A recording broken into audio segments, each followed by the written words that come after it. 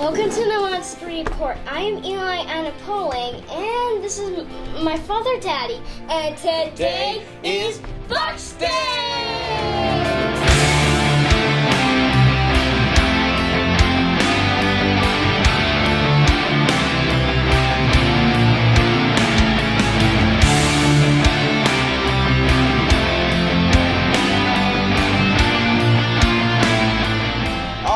Eli, are you excited for today's box day?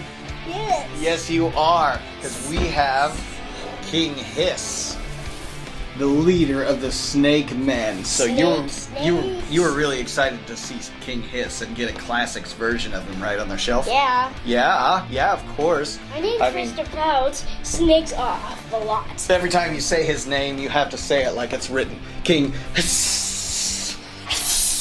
I tell you what. For the audience, that'll be the first and last time we do that, okay? So, for now on, he's just King Hssss, okay? And this is going to make it a little interesting because he's mostly green and we've got this green screen, so Daddy's going to have to do a lot of editing. I'll try and kind of put him always in between, and hopefully that helps out. I'm going to read his backstory real quick before we unbox him, okay? Okay. So, King Hssss, his real name is Hssss of the Viper House. A servant of the Unnamed One, Hssss was chosen to lead an army of snake men to the planet of Eternia to plunder its magical secrets. He ruled Eternia for 3 centuries until a rebellion formed under Divine Grayskull. Soon afterwards, the Horde invaded and Hssss was drawn into a 3-way war. All 3 sides agreed to a temporary truce in order to construct the 3 towers, but Hssss was betrayed by Hordak, and in time was banished to the void by the Elders and Zodak.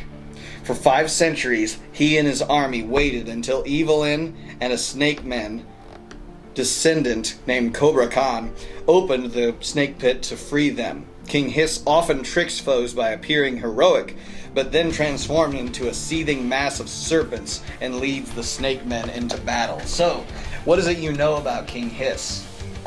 Because he turns into a 3-headed snake man? Actually, I think it's 5-headed, but I could be wrong. Anyways, but what else do you know about King Hssss? Like his backstory or something else that makes him truly evil? Well, I remember that when King Hssss and his army once conquered Eternia, and Zodak and the Elders were like fighting over King Hss's army, but not King Hssss, and then King Hssss and his army were trapped inside a giant pit, deep in Snake Mountain, which is where Skeletor's place lived. Then they were stuck in there for centuries till Cobra Khan rescued them, and then they were still trapped because they got rid of whatever that thing was on. Now, do you know that Snake Mountain is his home? Yeah, King Hss's It's home. like somebody moved into our home and just said, now it's my home. So Skeletor moved into his home and pretty much just took it from him, thinking that he was dead or just gone, you know. There's no Snake Men left, so Snake Mountain belongs to Skeletor now. And then when he comes back, it's like, hey, what are you guys doing in my home? And he wants to take over again. So he's got a long backstory, and he's pretty just evil. He sometimes shows up like that, you know, But Daddy, like a man, and then turns into the snake creature. But Daddy, what were you going to say? I'm just saying that,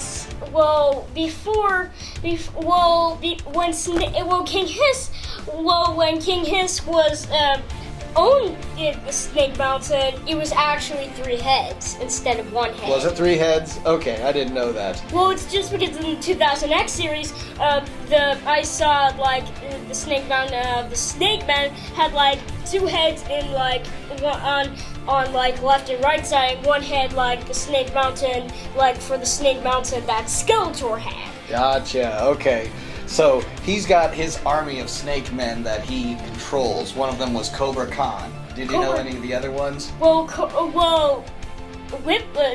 Whiplasher, Tongue Lasher. Tongue Lasher, yeah. Yeah, well, I forgot the other what There's a lot of them. There's like Snake Face. Well, I've seen some snake men, but I don't know what their names are. Oh, I gotcha. That's okay. Let's get this guy Hiss out of the box here and take a look at him, see what he's like. And if you know me, I'm a open the box kind of guy. I don't like leaving them in the box, but there are a few figures I do have that I left in the box. Some people would not maybe like to open King Hssss because the box is like an aquarium for a snake, a real snake. Oh, and we don't want the snake to bite us, so we keep him in his aquarium, right? Okay. Since I already caught a snake. You've caught a few snakes around our farm, right? Only one. Only one? You have no problem with the snakes, do you? You have no fear of snakes. Well, let's wait until I get him out before we start talking about him, okay? Never mind. Yeah, go ahead and put that off to the side there. I want to keep this right here. We've got what I assume is his. Yeah, you can keep that. It's a sticker, but yeah, it's a pretty cool. I want to keep it on my shirt. Probably have to reach in here. I don't know how you get that out. Sometimes it's a sticker on the outside. Hey, I'll worry about that later. Let's not make a lot of noise with that, okay? So far it looks like that's his alternate head. Get him out of the packaging here. And we've got a very, very green King Hssss. So far, so good. And he comes with some accessories here. I'm just going to set him here. Actually, yeah, you go ahead and take a look at him. Don't tell me what you think about him until you got the chance to look at him, and you've already pulled him apart. Look at that. This is why I can't have any nice things, right? The boys, they just like to tear apart my toys, but I think I think it's supposed to work that way, actually. Yeah, because that's how you take that off and put the snake form on. Is that because you read the instructions? No, because no, we don't read instructions, right? But I thought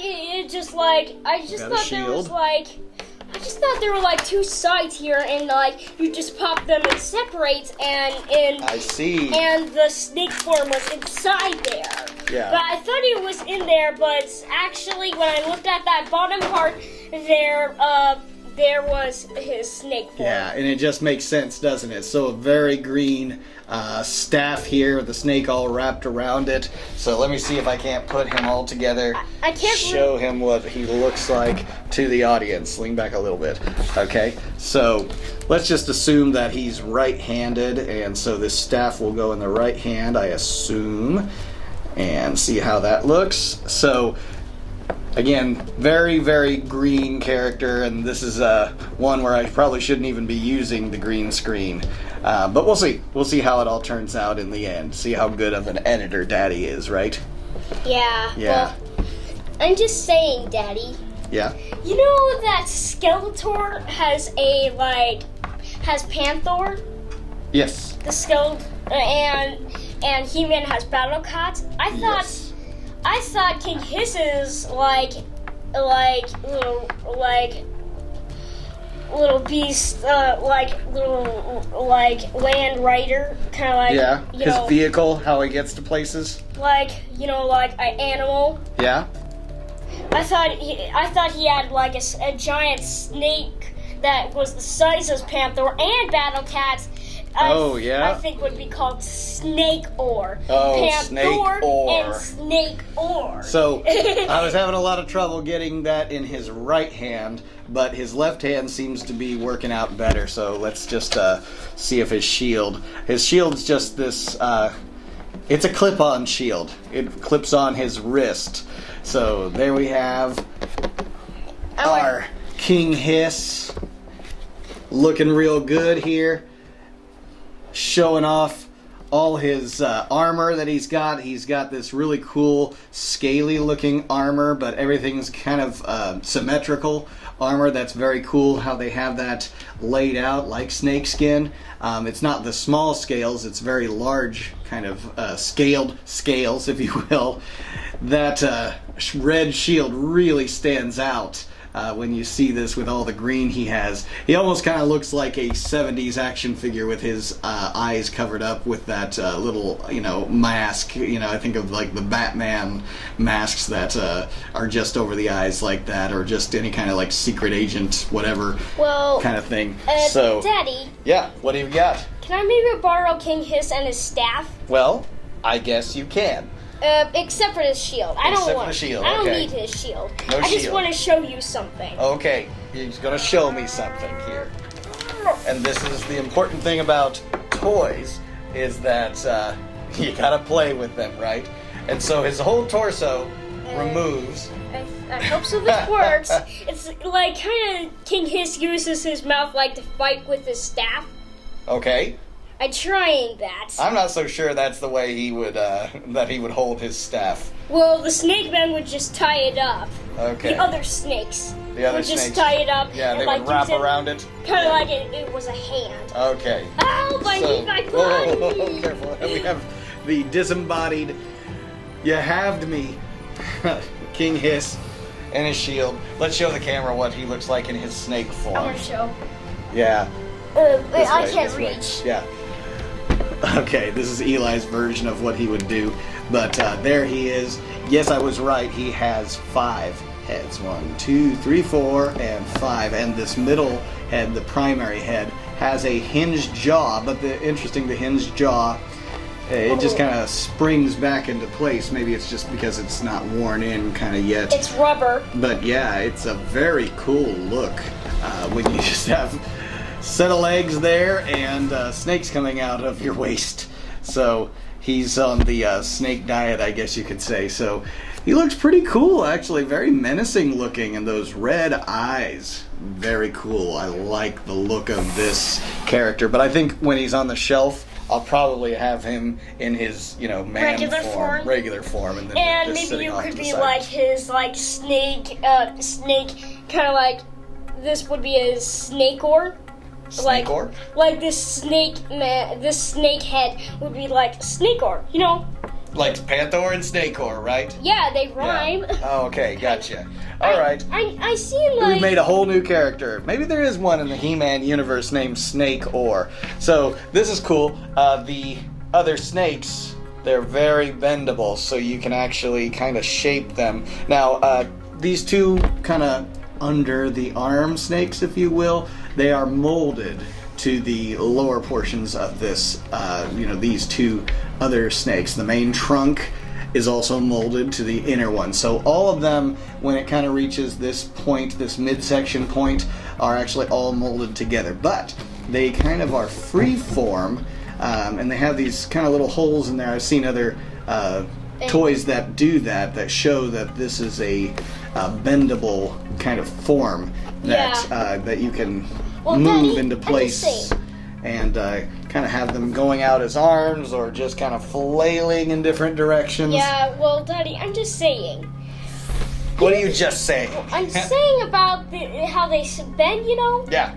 That's, like that, my first Jack Jaguar, you gave me, like, the stuffed animal one. Yes. It can actually bend, too. It has little metal pieces in it. Yes. That can so bend they can back bend and forth. flex and put them in different poses. Yes. He has weird looking teeth. But, snake teeth are really, pointed out really sharp. Well, those could be sharp teeth, but, he is a toy after all. But what's really cool about snakes is, they can unhinge their jaw and open up to eat something really large. So what was it that King Hssss ate that was probably bigger than he should have been able to swallow? Zodak. Zodak's brother. Yes. Yeah. Zodak's brother. Yeah, he ate him whole, if you can believe that. Did he eat him in the big head? Well, I assume that it was because it was in the shadows. You didn't know, but I assume it's like the main head of King Hssss there. So it's kind of like, I'm choking. No, he didn't. He went down the hatch. He was no problem with that. And so Zodak has always kind of had a little grievance with King Hssss. He's not really thrilled with the way King Hssss has treated him and his family. So it looks like